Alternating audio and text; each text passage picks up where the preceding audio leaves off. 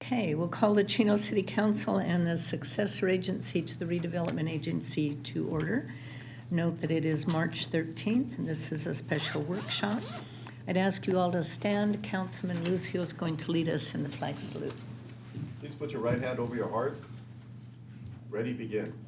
I pledge allegiance to the flag of the United States of America and to the republic for which it stands, one nation under God, indivisible, with liberty and justice for all. Thank you. Okay, City Clerk, if you'd note that we have one council member absent. It's Mayor Pro Tem Comstock, otherwise everyone else is here. Next on the item on the agenda is public communication. This is the time and the place for anyone in the audience to address the council on any item that is not on the agenda. Is there anyone who would like to address the council on an item that's not on the agenda? Okay, seeing none, we'll move on. Under discussion, item number 1, update on water infrastructure. We're going to have a presentation and an update on the City of Chino's water infrastructure. Our report this evening or this afternoon will be from Almer Jocker, our Director of Public Works.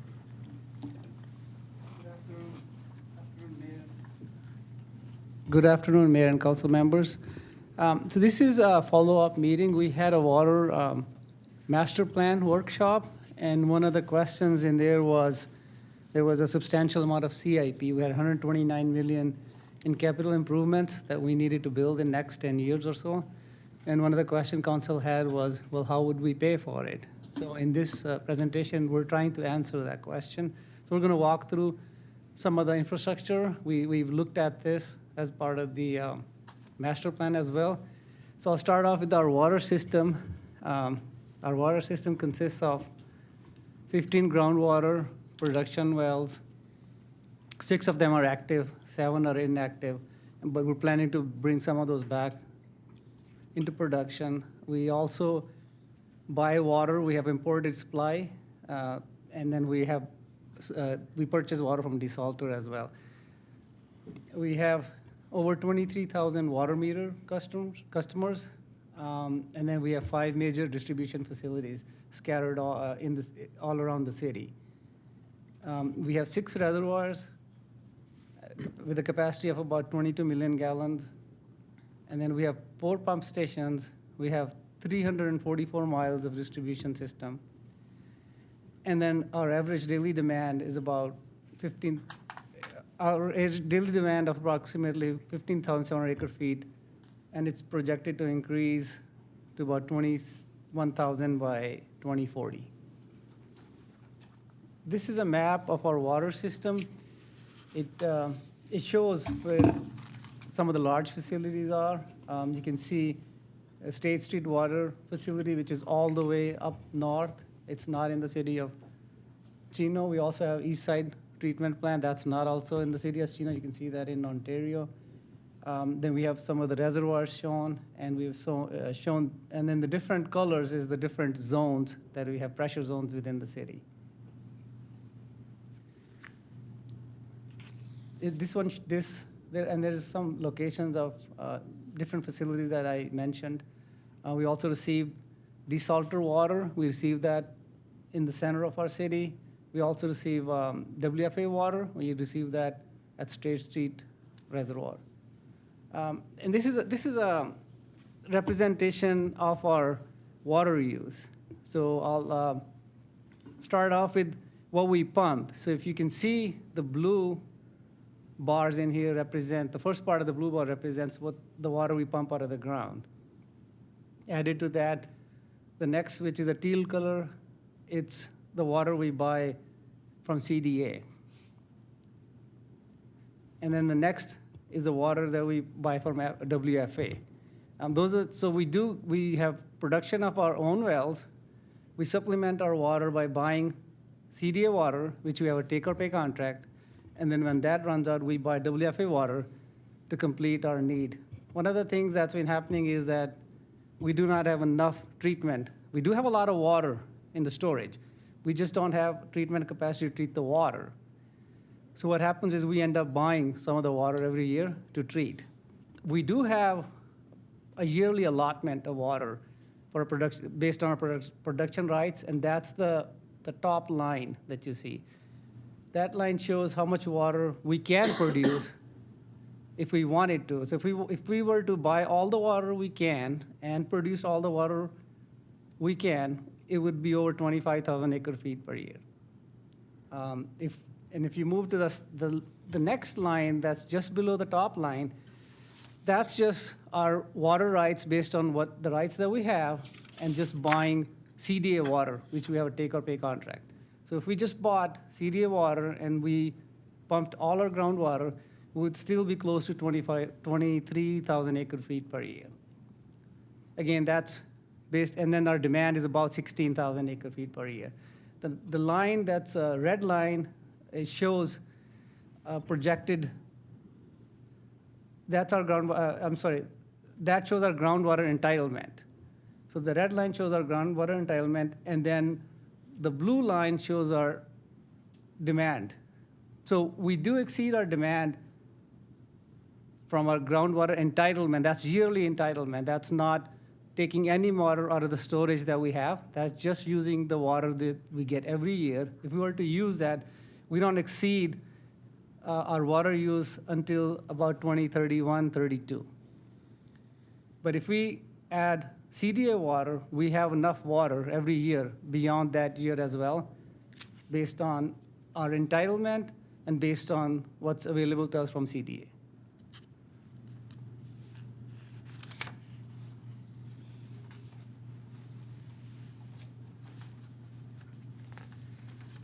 This graph here shows our stored water reserves. And you can see how the last few years, since we haven't been using all of our entitlement, it's been increasing. The blue bar shows the storage that we have, and then on top of that, we've stacked the bar that shows the water we've sold in previous years. And there's a potential sale this year of some of our water rights. And then this water right, our reserve is projected to increase. And we'll compare that to, on this slide, we're comparing it to our demand. So as you can see where the demand is fairly flat, it increases over next 20 or so years, but our storage still keeps going up. There is a little dip where the dash line starts. That's the dip that shows where we're doing if we did some water sales this year.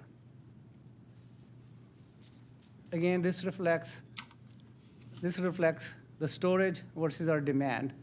The lines, this line here shows, this line, the bottom line shows our demand. This line here, the one in the middle, shows our capacity, our entitlement, and the water that we can purchase, and the top line shows the stored reserve capacity. Looking at our system, we have 6 reservoirs, as I mentioned earlier. And reservoirs 3, 4, and 5 have ability to serve the entire service area. 7, 9, and 10 serve only 890 and 790 zones. And due to uncertainty of long-term pumping potential of the city's wells, it's recommended to construct several new reservoirs in upcoming years. We have 2 new storage projects, a 4 million gallon reservoir at East Side Treatment Facility, and then replacing 1.5 million gallon Benson Reservoir with a larger reservoir. We also have to rehab some wells, well 16 and 17. We need to build another well to add to our supply at East Side Treatment Facility. We also want to complete the treatment plant at State Street, that's in design, and we need to also build another one at 4 and 6, and that's also in design.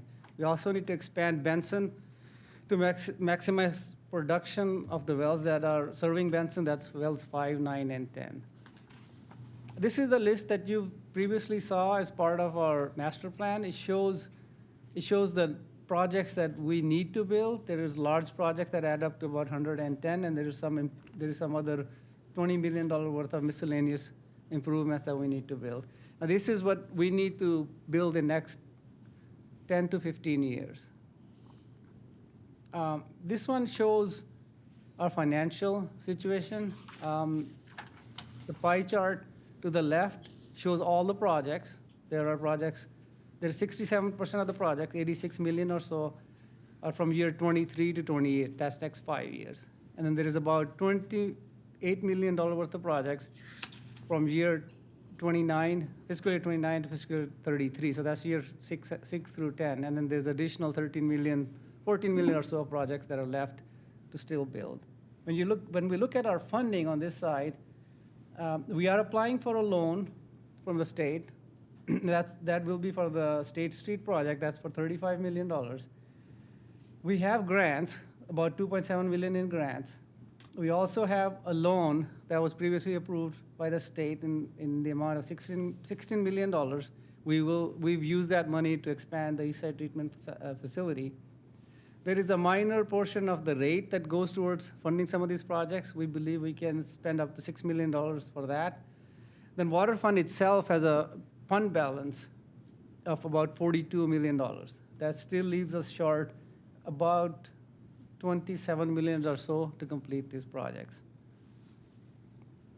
Here is a summary of the previous slide, 129 million in projects. We have 101 available. We're short about $27 million. This year, there's a potential for water sales for up to 13.7 million.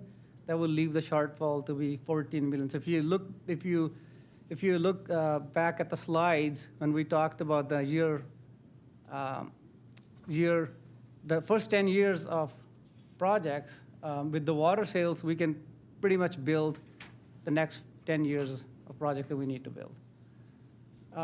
The proposed water sales are for Fontana Water Company, Cucamonga Valley Water District, and Niagara Bowl. Total acre feet is 10,000 for Fontana, 7,500 for Cucamonga, and 4,000 for Niagara. The anticipated revenues are about 13.7 million for all these sales. Now, if we go back to the slide, let me just get back to the slide here. So we do have enough water if we want. So what happened is last few years, since we weren't using all the water that we could use, that's in the ground, so we weren't pumping as much water as we can because we didn't have treatment. So we have some water that's just every year gets added to our reserve. We're selling some of that water. The question is, do we need to sell this water or not? So if we didn't sell the water, there would be two ways of funding the projects. One would be to either borrow money like we did for the Eastside Treatment Facility and what we're doing for State Street. It will be difficult because we're already expected to borrow about $51 million. It will be difficult to borrow additional money. The other would be to increase the rate. So the other way to pay for that is to just increase the rate for next 10 years, and then we can pay for that. So we've decided that the best way is to have, not to have a big rate increase, is to either sell some of the water, finance it through loans, which we've done, and then use the existing funds that we have. So those are the three ways that we're using to fund that $129 million gap in funding that we have for the big projects.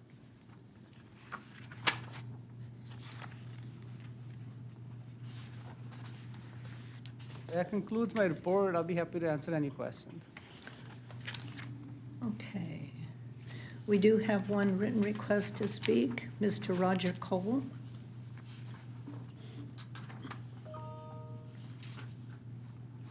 Thank you, Mayor, council members, for allowing me the time to speak.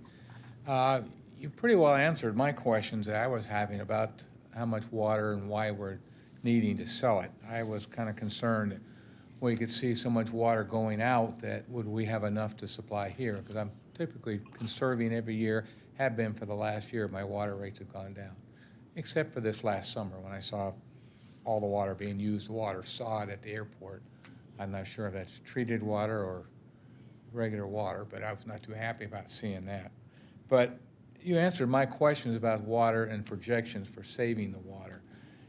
Are we able to reasonably pull that water out of the ground, knowing that we're kind of in a drought situation, except this year, but it still takes 3 years to percolate this water into the groundwater? Are you certain that these projections of storage that you have, is that going to be correct? And where do you base that on? On your increase in your storage underground? Actually, you're supposed to address the questions to us, but I would just say, Oh, can you I'm please sorry, answer but that? I know he's probably going to have the best answer. I'm sorry, Mayor. It's okay. Amr, would you like to answer that question? Yes, Mayor. So there are the question that we don't have. What you saw in the storage, we have a storage that's based on the data that we already have. So we know how much is in the storage. We know how much we are entitled to get every year, to able to pump every year. We have that. With the CDA, we have a contract for purchasing water, so we have contracts for purchasing water. So they're all pretty, depending on what source you're looking at. Some are contracts that we have in place to buy water. Others are our allocation from the water master that we get every year. And those projections are fairly certain that we'll have that much water. There is, however, the one that's not certain is WFA. That's the water that we buy from the state. And we have an allocation of 5,353 acre feet. That can, depending on the drought, they can reduce that. So if the state doesn't have the water, then we won't be able to buy that water. So what we've done is we've taken that out of our projections. So if you look forward, we're not counting on that water to always be there. And if that water is not there, we're still well ahead of the supply versus demand. All right, well, with that said, then I'm concerned about if we're not going to be able to get the water received from the state, why are we still selling the water in our water basin if we're projections? Because I wouldn't count on the state either, knowing that their past history of what they do with allocations of money and things. Why are we still buying water then from the state? Is that a requirement that we buy the water from the state and also from other providers? Why are we, I don't really understand why we have to buy water if we have so much underground. No, I understand, because we're fortunate enough to have several ways of getting water, unlike some of our sister cities. I think, Amr, would you like Dave to Yes. answer that? He has a real good explanation on how we get our extra water. Good afternoon. Thank you for the afternoon. question. My name is Dave Crosley. I'm the Utilities Engineering and Operations Manager for the city. Over the years, we've diversified the city's supply to ensure against the possibility of one or another supply not being available in any given year due to drought or any other reason. The water that we purchase from the Chino Basin Desalter Authority is local groundwater that agency pumps, treats, and then sells back to us. And we have a contract in place to purchase 5,000 acre feet per year. The state-supplied water is the water that we purchase from the Water Facilities Authority. And we have an entitlement in the Water Facilities Authority's facilities to purchase up to 5,353 acre feet per year if we need it. It's important for us to purchase some of that water every year if we can, because if there is a drought or for any other reason there might be a reduction in the supply and the state would impose an allocation of the reduced amount, that allocation is based on historical deliveries. So think of it as a form of insurance. We're purchasing water in a year, maybe when we don't absolutely need it, but to insure against the prospect that we might have an allocation that we need to deal with in some future year. Well, that's dealing with possibilities. But if we still have so much water, I still don't understand why we need to buy water.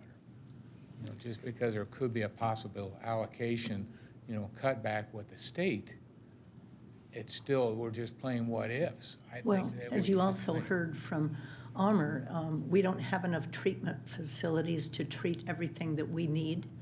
That's why we're going to be building more treatment facilities so that we can use more of our groundwater basin water. That's good, as long as I get my water, because I notice I'm clear at the far end of the line, that's Chino Avenue and 71, so I'm at the end of the line, so please keep that line full. We But- always will. That's one thing that we're sure of. We're always going to have good, clean water. Yeah, but this answered most of the questions I had. You know, the other one is and now I understand why we're selling water to like Niagara.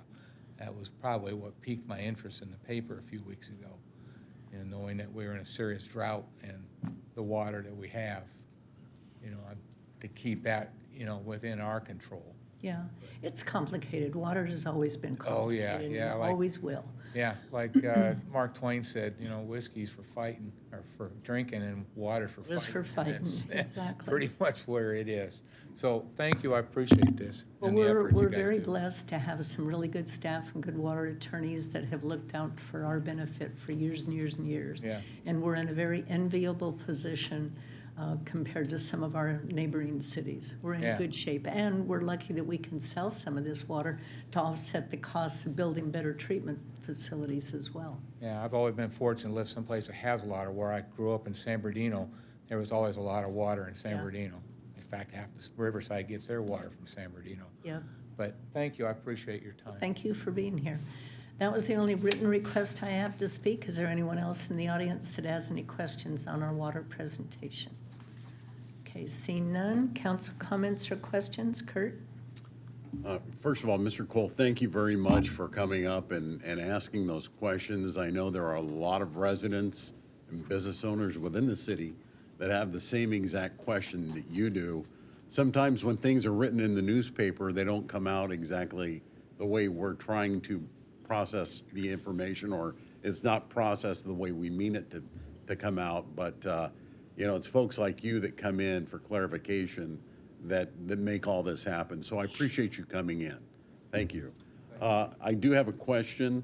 I wanted to make sure that the water that we're selling to Niagara, companies like Niagara, we're not processing that first, right? That just goes to them in the raw state, if you will? And then they do the processing? Yes, and we're selling the water right, not the water itself. So what we do is we sell our right to them, and they pump it, and they treat it, and they pay the rest of the expense to be able to bottle it and sell it. Okay, so they take care of all the expenses of doing that on their own, and then they reimburse us for the money, correct? They pay for the water. They pay for the rights. That Right. Basically, we're just giving them the right to extract that water. Right, And then once they, so. okay. That answers my question, Okay. thanks. Any other questions, comments? Yeah. Hey, Amr, with all the work that we have, that we're looking at doing, will we ever be to the point where if we got everything built up, that we wouldn't need to purchase any water? Or will we always need to purchase water? So this graph shows that if you look at the yearly entitlement, whatever we get every year, our projection is that by 2030, we will exceed our groundwater that we can pump versus what we use every year. It doesn't take into account that we have 10 years worth of supply in the ground. So we wouldn't have to buy any water for probably in 30 or 40 years if we were to use what we can pump and what we already have in our storage. We also have rights from the CDA to buy 5,000 acre feet. When you add that on top, we actually never run out of water.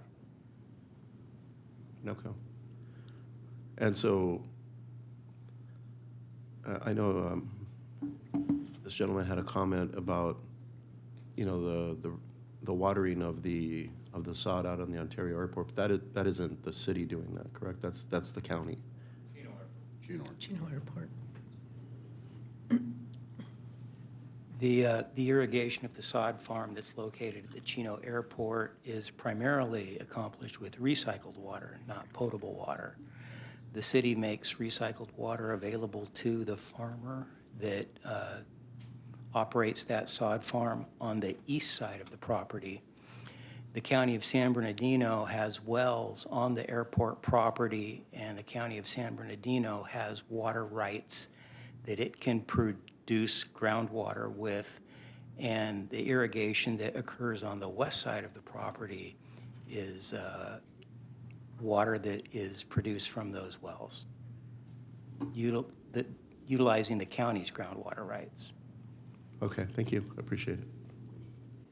Any other comments or questions? Chris? Yeah, I have a question.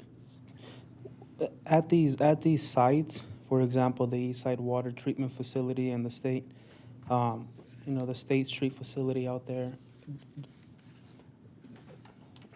When we look at the real estate there, is there enough property to, to build essentially more treatment facilities if we had to? Are we built out at those sites? So that's a very good question. In fact, let me see if I can get back to the map. So we looked at that when we were looking at doing these treatment facilities. We sized them, so we have enough land to do that. Not only that, there is a well 11. It's kind of hard to see. It's about right here, and we needed to put treatment on there, and we didn't have real estate to put treatment on there. So what we did is we actually built a pipeline that goes from well 11 to East Side Treatment Facility because we have room there. So we're doing some of that, making sure we can take it to the water, take the water to where we have the real estate and build it there. And then my next question is, I see that there's 6 active groundwater production wells, 7 are inactive, but we do plan to, bring those back active. So with those 13 groundwater production wells, with those 13 is okay. Now, and I also see that we're projected to be at approximately 21,000 acre feet a year by 2040. So with those 13 wells, is that enough to store, this water? So again, very good question, because what we have the well capacity today to pump water, we don't have the capacity to treat it or store it. So what we're doing is we're building the capacity to treat it first, and then added to that would be the capacity to store it. Like in summer when there is a lot of demand, we pump all day, but then in the daytime, most of the water gets used. So the water wells, we're going to rehab the wells. We are going to build a new well for the East Side Treatment Facility, but the well capacity is enough. It's the treatment capacity that's lacking, and also the storage capacity. Okay. Any other questions? Yes, Curtis. In reference to the recycled water that we were speaking about a moment ago, the sod, watering the sod, the farmers doing that, is that water directly purchased from the city as well?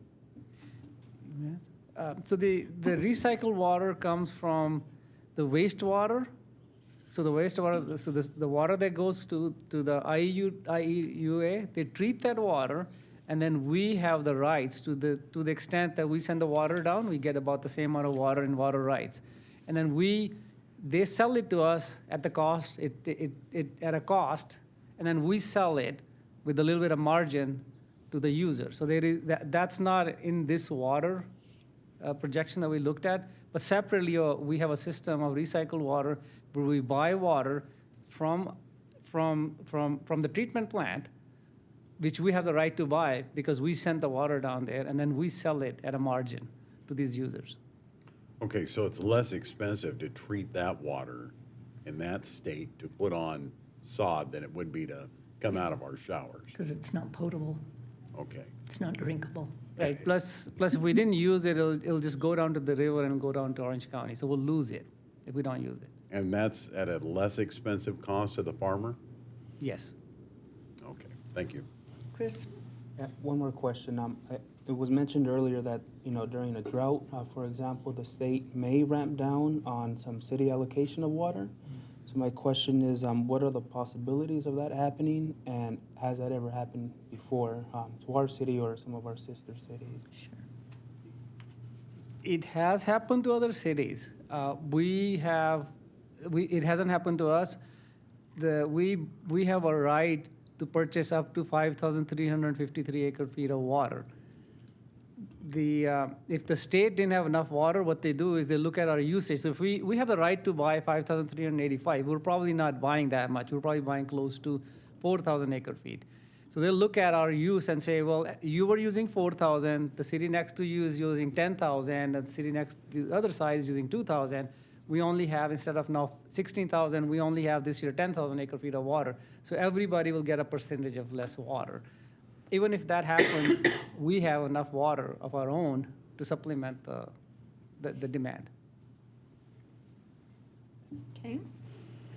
Okay, if that's all, then we will move on to our next subject, which is update on citywide street sweeping. This presentation will be presented by Dennis Rawls, who's our city traffic engineer.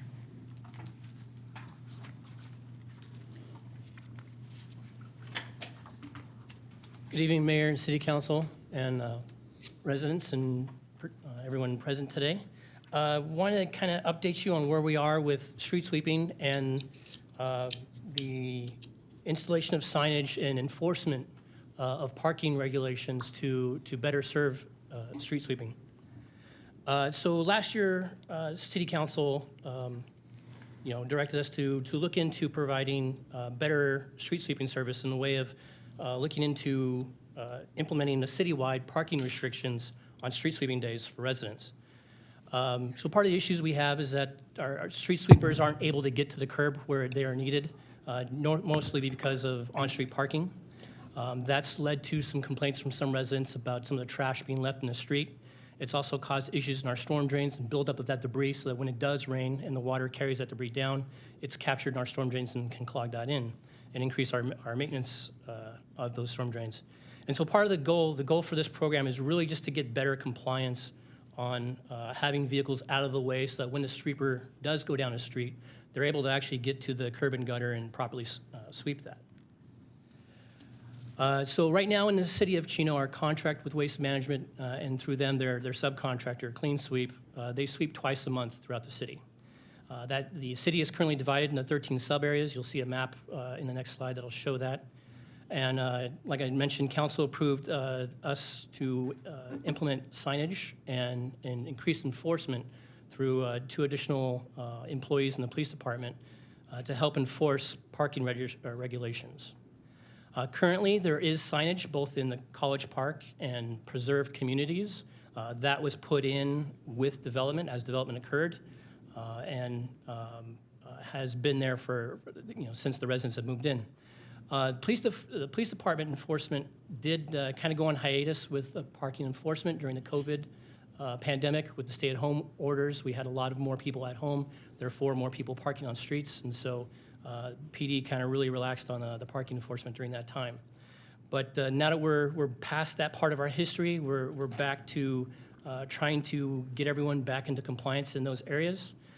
To date, PD has begun last month on the 6th, and on the 6th of this month, issuing warning citations in the preserve, letting them know that, hey, we're going to get ready to cite again, so please, regain your habits from a couple of years ago. And their intention is next Monday to begin actual citation enforcement of parking restrictions in the preserve. So like I mentioned, here's a map of our current street sweeping that identifies the days of the month that street sweeping is to occur. It's broken up into several areas so that the 2 to 3 street sweepers that are in our city every day are able to get to the entire city every month. And kind of want to give you an update on the status where we're at. So one of the things we had to do is change our city code. So we did that late last year. Street sweeping parking restrictions for street sweeping purposes were only identified in our code for the Preserve and College Park. So we've made that change to allow for parking enforcement for parking restrictions to occur citywide. So we're done with that. The police department has hired the 2 personnel needed to enhance our enforcement, and we're currently in the process of purchasing 2 new vehicles. We currently have temporary vehicles for those 2 employees to work with that. So where we're at now is really looking at phasing in the sign installation, which is why we wanted to come back to City Council at this time. And then after signs are installed, the police department will then begin phasing in their enforcement with public outreach and warnings for a month, followed by citations to begin after that. And we're planning on not going citywide altogether. We'll follow this sort of this area map here and kind of go area by area and phase it in over time. So it's going to take us a good year or so to get through the entire city. That allows some time for the installation of the signage, as well as sort of the increase in that workload, both in complaints and citations, for everyone to sort of get on that in a phased manner, so we're not overwhelmed all at once. So at our last work session last year, council asked staff to take a look at a couple different things. We had presented an option to sort of blanket the city with the same restriction that currently exists in College Park and the Preserve, which is an all-day time frame for their day of the month when their street sweepings will occur. So council asked us to take a look at, could we sign the areas such that we only enforce one side at a time, allowing residents some time to move their vehicles from one side of the street to the other, and look into how that might impact both the signage requirements, the sweeping requirements, and how the impacts of the residents might occur. So we took a look at that, and I'll present some information there. We're also asked to take a look at reducing the time frame. The original time frame I think we presented was 7 a.m. to 4 p.m., about 9 hours, which was thought to be kind of a long time to expect a residents to really be expected to move their vehicles within that time frame to make sure that they don't get cited for street sweeping. So we looked at that and what issues that may or may not cause. And then take a look at a technological solution. Could we automate the enforcement by maybe putting camera assets on the sweepers themselves? And so we've done some research on that. We're still ongoing with that, but we have some information to present on that.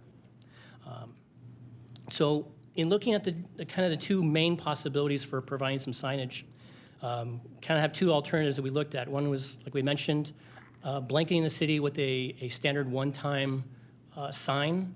What we did do is reduce the time frame. We talked to Waste Management and Clean Sweep about how can we accomplish that.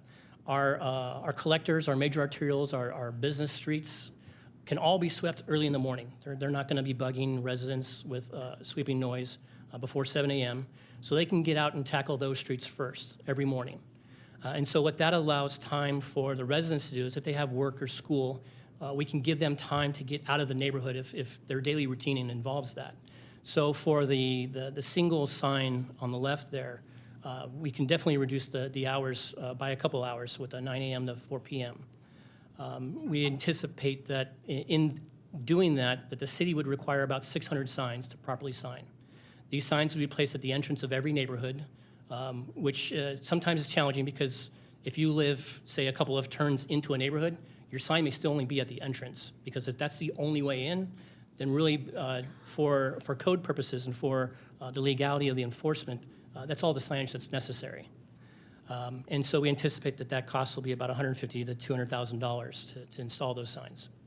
Now, as an alternative, if we were to sign both sides of the street, to say have it signed so that in the AM of their sweeping day, one side is swept, and then on the PM, the sweeper comes back and sweeps the other side, that would require us not just doubling, but maybe tripling or even quadrupling the amount of signs. We're actually not quite sure yet. Because now instead of signing every entrance to every neighborhood, you have to sign every side of every street segment in the city. So that dramatically increases the amount of signage we have and the costs to do that. Now, it does make it easier to understand for the residents, because now no matter which way they enter their neighborhood, they're going to see a sign at the entrance of that street. But we have a lot of grid streets here, so every segment would need to have a sign. So that's why you're seeing the quite dramatic change. It isn't just double, but it's triple or even quadruple in some areas to get that. And so what does that kind of look like? So if we took a look at the first area we're planning to do, which is sort of the north-central part of Chino, north of the 60 and around the Central Avenue area. So on the left is where we would plan to place those signs to get the entrances of most of those neighborhoods. There's a couple of redundant signs in there to make sure we capture people who may sneak in a certain way and maybe have missed it. But overall, we're anticipating about 50, 55 signs to get the entrance of every neighborhood in that area. In comparison, if we were to go to a every side of the street design, we're increasing the signage by almost 200 to 200 signs. And you can see kind of the expansion of that. Also, one of the issues we're grappling with sweeping one side at a time is the cul-de-sacs in particular.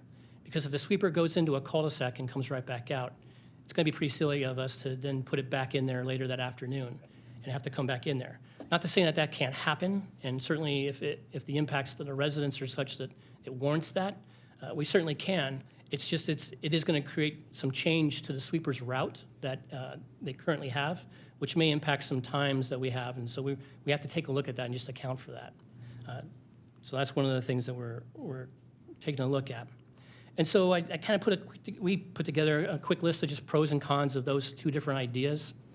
You know, with putting a single sign for a all-day enforcement, you know, the sweeper will still go out there twice a month. We can certainly enforce still twice a month out there. And I know we've at the last presentation, we talked about maybe coming up with a way where it's a little more congested. You know, could we do something where it's, you know, to reduce the impact to residents, it's on one side, the first sweeping of that month, say like the first Wednesday, and then we come back and on the second Wednesday or third Wednesday of that month, we sweep the other side. The hard part is capturing that on a signage and being clear on what that means is really just the same as the double signs that we have, and trying to accomplish that. So, so doing what we have here before you is really we have the all day, which has the least amount of signage required. Allows for some time in the morning for people to leave for work and school, so that they're not impacted at all. And it doesn't require any changes to the rerouting the sweeper. And it's very similar to the current restrictions that are in College Park and the Preserve. I believe they're actually 9 a.m. to 2 p.m. if memory serves. The cons with that is it is a broader time period for enforcement. It's one of the things that we were asked to take a look at. And that in some of the denser areas, it still may just be tough for us to accomplish. Actually, in the dense areas, it's going to be quite difficult for us to accomplish no matter which way we go. And then in looking at splitting the times to an AM and PM sweeping, we could still provide the enforcement for sweeping twice a month. The signs would certainly provide clear direction, and so it'd be an easier learning curve for the residents on what to expect and how to expect it. But there's certainly a dramatic increase in costs as we think the signs will triple or quadruple the needs, and the complexity of maybe potentially sending a sweeper down a cul-de-sac twice on a sweeping day. Because in this scenario we'd be splitting the times, and because the sweepers would have to adjust their routes a little bit, whereas above they can get out to the commercial roads early and get those swept. In the scenario below, in talking with the sweeping company, they don't feel that they'll have enough time if we limit the time to 9 a.m. So if they ask for a 5-hour window so that we can ensure that the sweeper can get in that window to split it in the AM and PM time frames. And so to help accomplish that, you'll see there's actually an hour of overlap with the AM and PM going from 7 a.m. to noon and then beginning the PM from 11 a.m. to 4. And then the other con with that is that this would be different than sort of the rest than the Preserve in College Park. And so that concludes my report and my information. And what we're looking for from council today is maybe a certain direction we want to go and maybe talk about other ideas if there are some. I have police department and other staff from Public Works here to talk about any technical questions or to work out any scenarios that you may have. Thank you very much. Thank you, Dennis. Prior to questions of the council, is there anyone in the audience that would like to address the council on this item? Okay, council discussion. This is not an easy one. Who wants to start asking questions? Mark? So I think, I'll tell you, if we do it in the AM on one side and then the afternoon on the other side, I think you're going to confuse a lot of people. And I'll tell you, I think we'd be the only city doing something like this.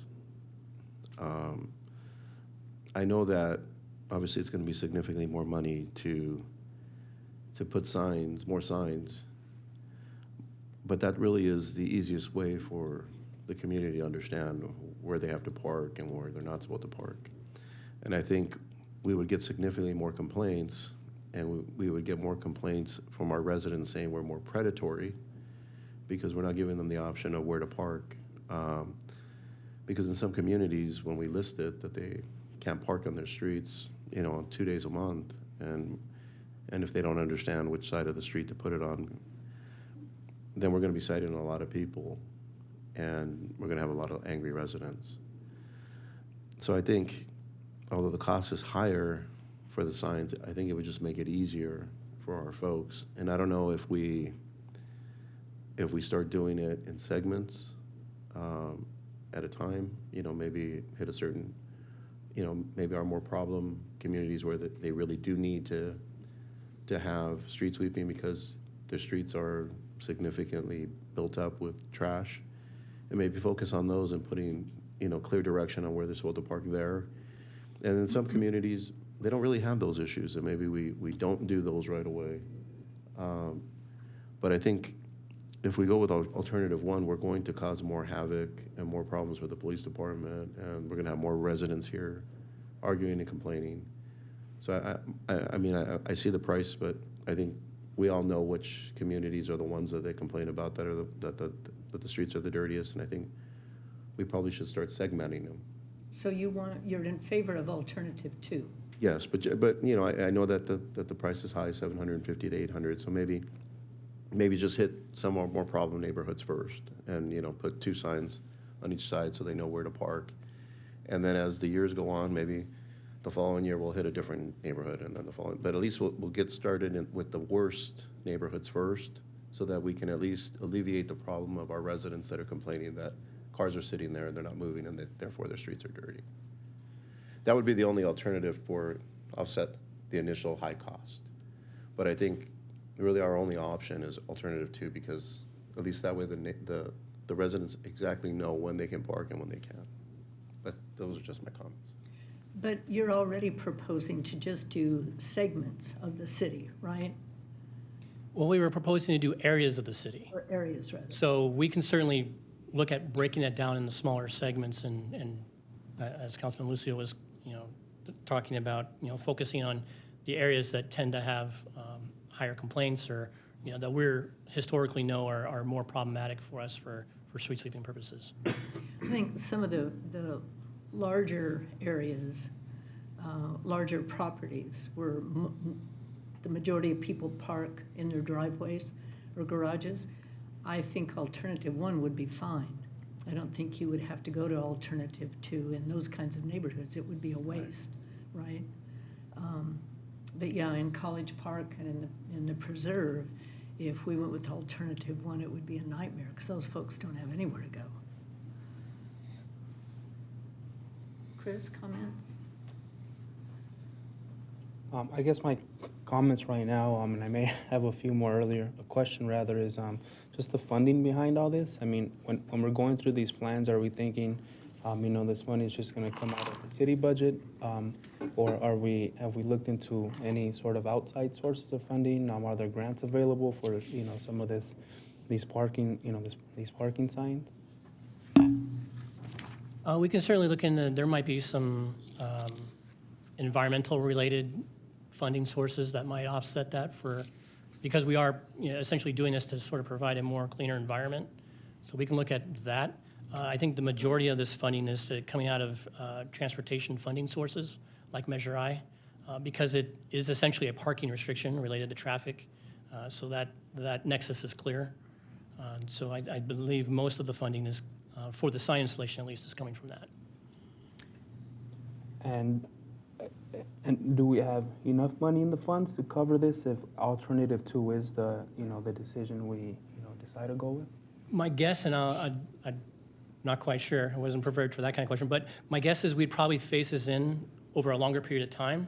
In that case, especially if funding was troublesome, say in the current budget year, and in probably do it where it'd become a multi-year project. I think we're kind of already thought it was going to go multiple years anyway, but certainly we could probably expand that to take more time and allow us that flexibility in budgeting to make sure that we have that funding available to be able to do this.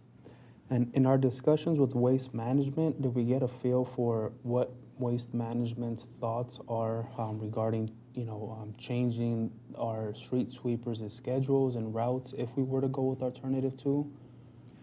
I'm going to ask Ben Orozco to come up and talk about that because he has more information directly about waste management. Okay. Yeah, we're way here. Might be more.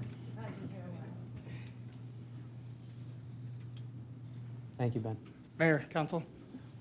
Waste Management and the Sweeping Corp of America, it used to be Clean Street, they're being bought out now. They are fine with, they prefer the 9 to 4, but they'd make anything work. Discussions with them, they're gonna adjust their routes to however the city see fit. So they're not in contention for either or, but they prefer alternative 1. Makes sense. By any chance, have we surveyed any of the areas? Have we actually sent out anything to the neighborhood, especially in the real congested areas like College Park and the Preserve, to see or get a feel from them what they would prefer? We have not, although I believe the police department has gotten some feedback with the warnings that they've started earlier this month in the Preserve. From my understanding, most of the comments are, well, where are we supposed to park? So, and actually, when we're looking at a couple of different solutions to provide some relief, especially in the Preserve, there's some streets that are currently signed no parking at all day, that we think we can adjust to allow parking during street sweeping days. But no, we have not directly talked to a resident group in any kind of survey yet. Okay. Mark? Go ahead. Yeah, can we hear from the PD? The experiences that you had or the comments that you've gotten so far? Or which one you guys prefer? In the Preserve, we already have alternative 1 that already exists, so that's what we were warning people of. They're not aware of it because of the hiatus for several years, so we've passed out hundreds and hundreds of warnings. And they appreciate the warnings. We've gone social media, Chino Connects, everybody loves Preserve. We've talked to people in person. There's a meeting tonight. So they're aware it's coming, but the main concern is where do we park? There really isn't alternative. We don't really have an answer for them. So we're taking a very soft approach when we meet people and they come out of the street and say, hey, I don't have anywhere to park. We'll let them move the car and not cite them just because we caught them parked there during the time. But if they don't see us and they don't move the car, they will get a citation. So would it be better for you guys, alternative 2, where we lay out one side of the street is one particular day and the other side of the street is a different day, to give them that option? Or is that not even working? We haven't tried that. We haven't polled anybody. It'd just be speculation whether they would prefer that or not without actually asking them. But enforcement-wise, it'd probably be equally as confusing. There's not parking for one side of the street to move over to the next. So all the anyway. streets, they're all full, completely It's full? pretty congested, yes. It's crowded. They'd have to move out of the neighborhood for a period of time to avoid the citation. Any other questions? No. Curtis? Yeah, Captain, it sounds like we've been enforcing the area of the Preserve before COVID, is that correct? Yes. And how many, on the average, how many sites were we writing a day or a week after we did the notifications when we first went in and started the enforcement? Did it continue as far as citing the same person over and over again? Or how did that work out for us? Historically, pre-2019? Yes. Scott, do you have the historicals? We've had, You gotta come up here. we found some emails in the past where we kind of went through the same process before. So we've had some emails between Transportation Department and the traffic sergeant, maybe 5, 6 years ago. And during that time, they were still going out and coming back with 100 plus, 150 plus tickets in a single day in the preserve. And in the last two Mondays that we've done the enforcement, or sorry, the warning citations, we've used approximately 500 of the warning citations in the last 2 Mondays that we went out there. So there's a lot of, and there are streets, to answer the previous questions, there are streets in the preserve where there's a fire lane on one side of the street and parking on the other side of the street. So alternative 2 wouldn't be an alternative in all of those streets. So there is that issue that could come up as well. Thank you. So what do you guys suggest?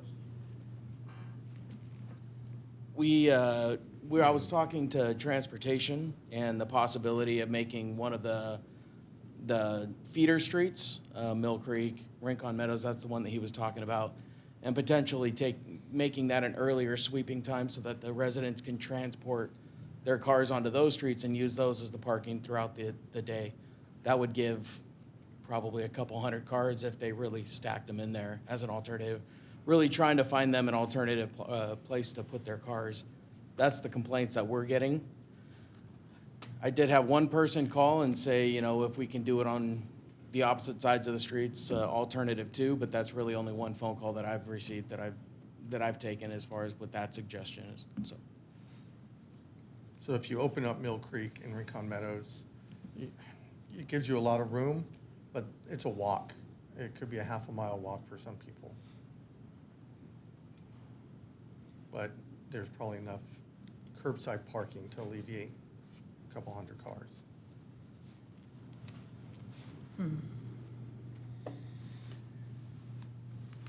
Any other comments, questions? Yes, I know that, like the mayor had mentioned, some neighborhoods are going to need alternative 2 when alternative 1 will work just fine.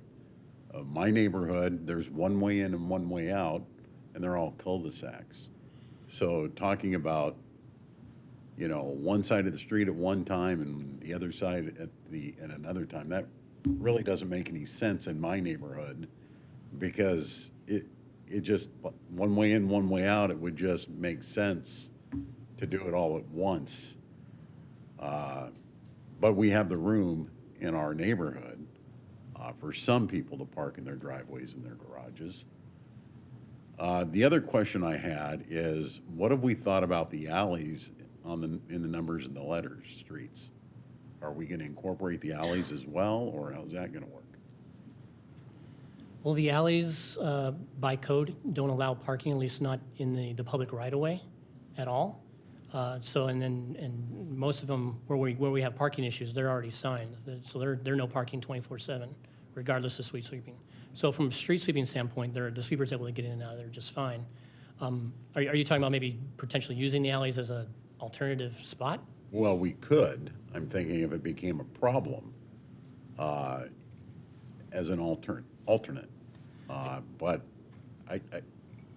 the alleys in those areas, they would be swept during the regular course of the sweeping of that area, correct?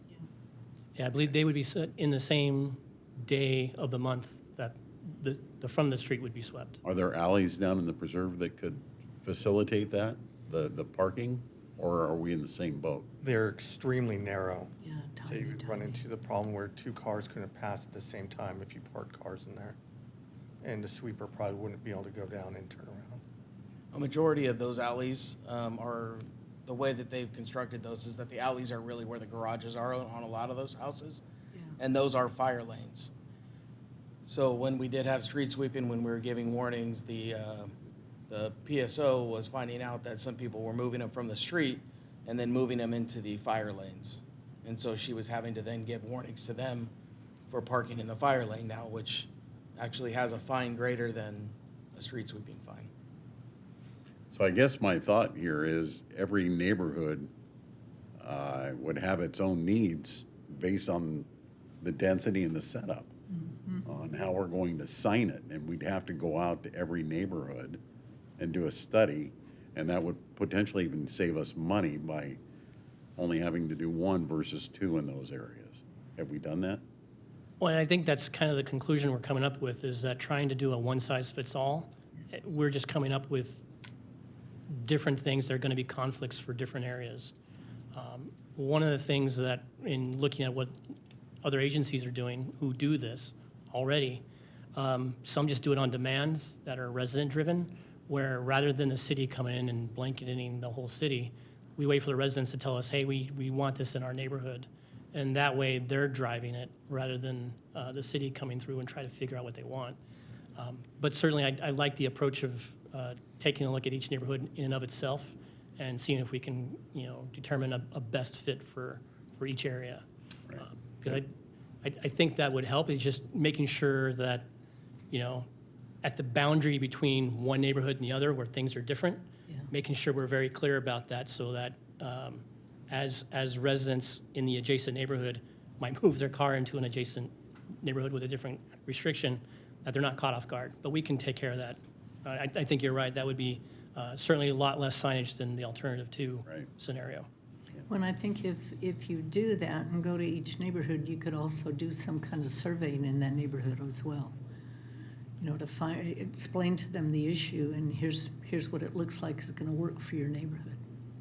Yeah, because, like, for example, if you look at College Park, so where I live, alternative one would work because that whole little area, people can park in their driveways or they can park in their garages. But then you go one street out onto Eucalyptus, it doesn't work. So it's even within its own neighborhood, there's going to be sections within the neighborhoods that isn't going to be one size fits all. So that's going to be a challenge. Yeah, we're finding that adequate parking and clean streets are kind of mutually exclusive. You can have one or the other without making people mad. There's really not an alternative other than the walk from Mill Creek and Rincon Meadows. I mean, you can carpool the night before and park, but it is going to be inconvenience. Yeah. I thought they said we weren't going to need cars. Yeah. Yeah, if you talk to the future planners, we're not going to need cars in about 25 years. Right. No. A couple Right. of ADUs in every backyard will solve the problem. Sure. Good grief. And I know that in my neighborhood, there are, folks that absolutely do not want the streets swept because of the parking issues, and then others demand it because it's coming out of their, out of their pocket. They're paying the tax, their water bills, and they expect the streets to be cleaned. And it's not happening now because of the amount of parking going on. I've seen some streets too where they haven't been swept in so long that there's dirt built up and grass and weeds actually growing up, along the gutter lines. So it's like, oh, you got to be kidding. It's horrible. And of course, eventually all that goes down into the storm drain, right? Which we don't want. There's no easy answer. None. Well, I think neighborhood by neighborhood kind of analysis would work, and then maybe just some intense public communication, education, and looking at some of the alternatives of using other streets. I guess if you're going to use a street that is currently no parking, I guess you'd have to bag those signs or something on those days, correct? Well, if a street's already signed no parking, then there's really no issue because it's already like that. So the sweeper should have all the room, and any citation would be against that sign. No, So- I mean, if we use, Oh, I got like you. Mill Creek or one of the major streets, maybe they do allow parking, but if they don't allow parking, we'd have to bag the signs temporarily for just the street sweeping day twice a month or something. Yeah, we'd probably actually just post a sign Post it. in such a way that would say parking is allowed on street sweeping days. Oh, okay. Okay, more info to come. Thank you. Any other comments or suggestions, or, boy, this is a challenge. Okay, Linda? I don't have anything. Okay, well, Is there anything else to come before us at this workshop? Nothing. Okay, well, with that then, we will adjourn to our regular meeting, which will be held on Tuesday, March 21st at 7 o'clock in these council chambers.